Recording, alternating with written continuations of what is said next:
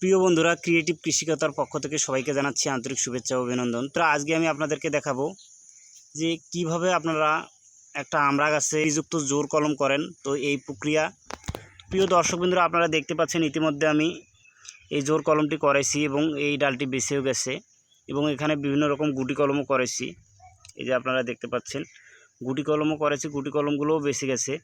তো চলুন দেখি কিভাবে এই বিযুক্ত জোর কলম করা হয়।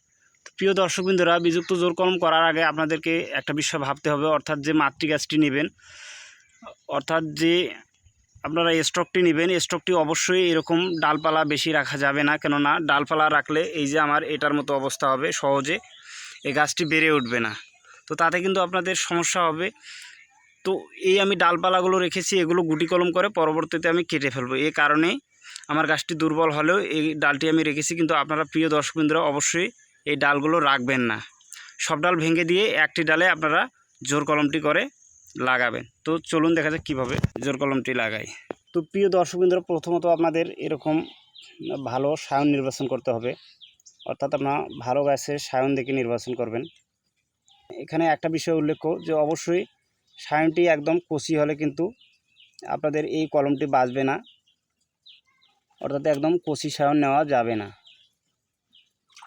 প্রিয় দর্শক বন্ধুরা, এরপর আপনারা যেটা করবেন, এখানে সুন্দরভাবে হালকা করে একটু খাস কেটে নেবেন।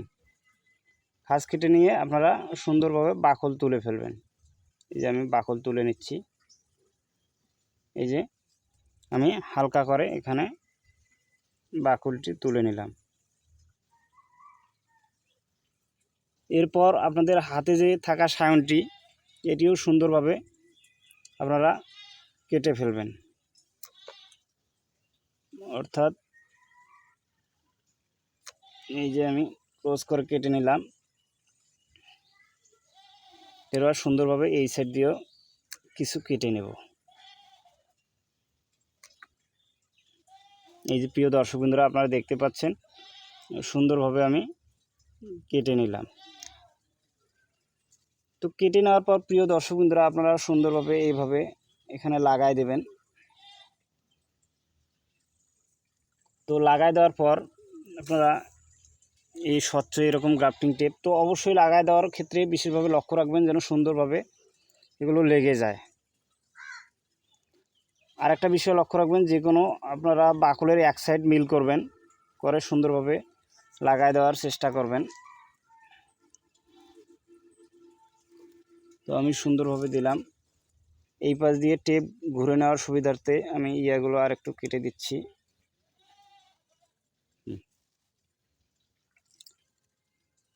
তো প্রিয় দর্শক বন্ধুরা, এরপর আপনারা শক্ত করে সুন্দরভাবে এটিকে বেঁধে দেবেন।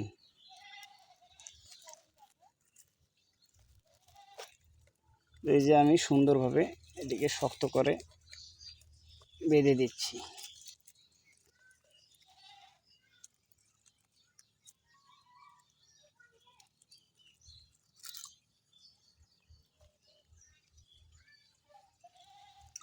অবশ্যই প্রিয় দর্শক বন্ধুরা, সুন্দরভাবে আপনারা এটাকে বাঁধার চেষ্টা করবেন। কোনো ক্রমেই যেন এখানে পানি ঢুকতে না পারে, সেদিকে আপনারা বিশেষ করে লক্ষ্য রাখবেন। পানি ঢুকলে কিন্তু আপনাদের এই কলমটি হবে না।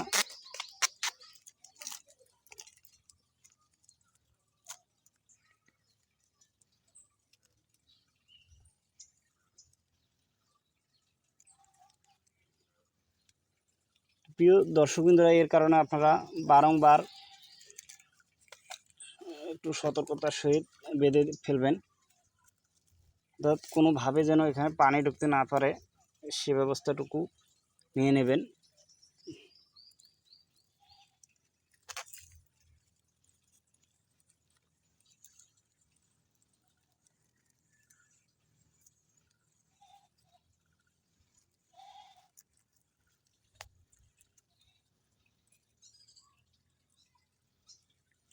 প্রিয় দর্শকবৃন্দরা, আশা করি এভাবে সুন্দরভাবে একটু বেশি টেপ দ্বারা আপনারা বাঁধাই করলে পানি প্রিয় দর্শকবৃন্দরা, এভাবে সুন্দর করে বেঁধে দেবেন। এখানে দেখতে পাচ্ছেন যে কত সুন্দরভাবে আমি এটিকে বেঁধে দিলাম। তো এইভাবে বাঁধলেই সুন্দরভাবে হয়ে যাবে। আমার এই কলমটি, এই যে আপনারা দেখতে পাচ্ছেন, এই কলমটি কিন্তু হয়ে গেছে, অর্থাৎ এখানে ক্যাম্বিয়াম লেয়ারগুলো জোড়া লেগে গেছে এবং এটিতে মুকুলও আসতে শুরু করেছে। অর্থাৎ এই সময় কিন্তু আমি মুকুলটা নেব না, আমি পরবর্তীতে এটিকে ভেঙে দেব। এই সময় আপনাদের মুকুল নেওয়া যাবে না। তো এভাবে প্রিয় দর্শকবৃন্দরা আপনারা যদি বাঁধেন তো অবশ্যই আপনাদের সাকসেস হবে। তো জানি না প্রিয় দর্শকবৃন্দু ভিডিওটি কেমন লেগেছে, অবশ্যই যদি এতটুকু ভালো লেগে থাকে অবশ্যই ক্রিয়েটিভ কৃষিকতার পাশেই থাকবেন এবং নিত্য নতুন ভিডিও পেতে চ্যানেলটিকে সাবস্ক্রাইব করবেন। ধন্যবাদ সবাইকে।